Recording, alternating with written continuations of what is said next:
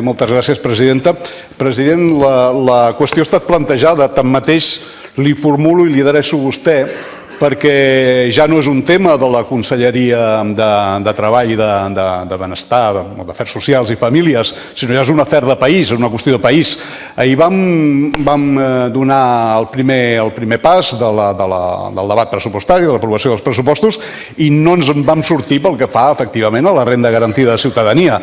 Pitjor, en els números que se'ns presenten, la mateixa renda mínima d'inserció a la qual s'ha fet referència aquest matí presenta una assignació inferior a la despesa efectiva que s'ha realitzat durant l'exercici del 2016.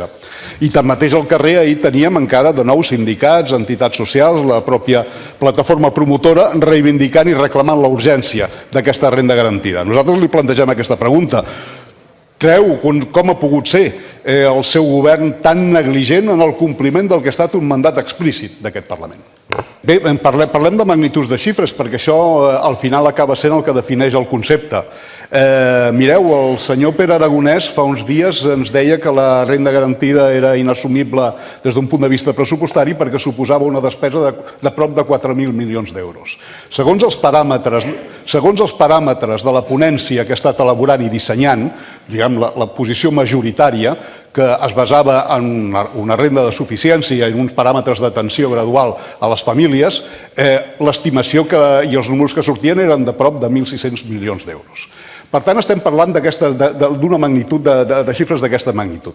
Mireu, nosaltres, i crec que no serem l'únic grup parlamentari, els companys del PSC ja s'han expressat en un sentit similar i suposo que no serem els únics, ni ells ni nosaltres, batallarem perquè s'habilitin, si més no, una partida suficient via esmenes, i hi ha maneres d'anar-los a buscar.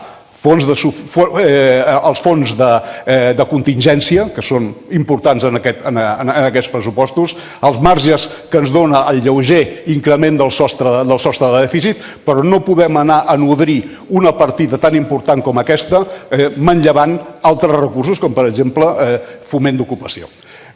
Jo crec que el problema que tenim aquí moltes vegades en aquest debat és un problema ideològic. Ens temem que encara pesa molt la idea que la pobresa és sospitosa i creiem que aquí cal una acció decidida i cal arribar a habilitar una partida com a mínim d'uns 500 milions d'euros per posar el peu a la porta i començar a implementar la renda garantida.